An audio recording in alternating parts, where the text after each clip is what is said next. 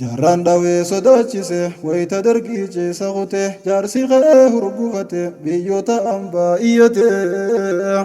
raashiyaarraa meeshaa harkate Somaaliyaan injifate ziyaa barree ceesa kute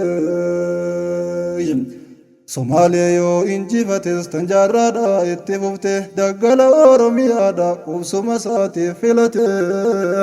baala mukaatiin taate diina dhawee ciisa kute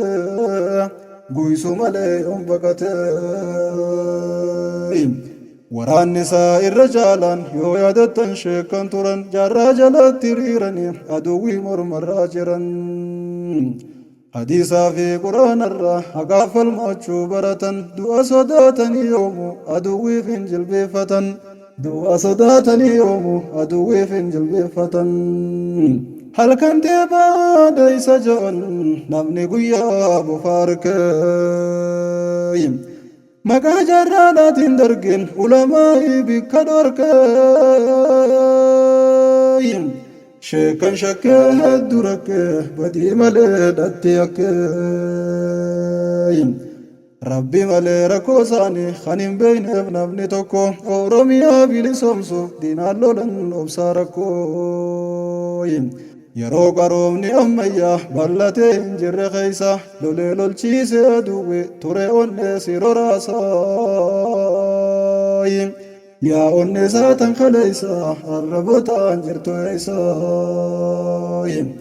osoo akkanaan jiranii warri dharaa wal jaaranii qabsoo haqaa kan carsanii qabsoo garaa magarsanii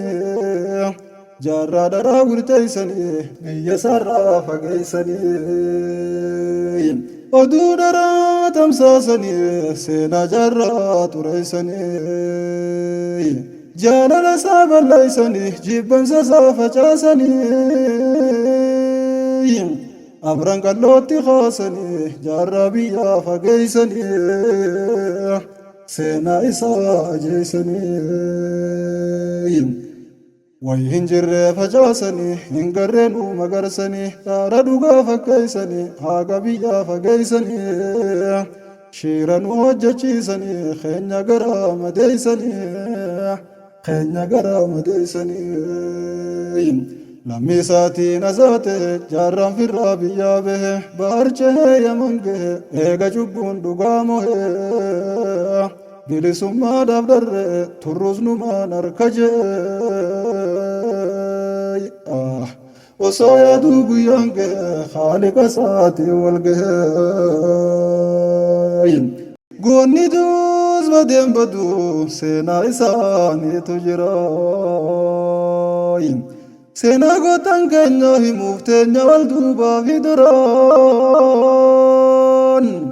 har'a abbaa qabsoo teenya jaarraa wajjin wal baraa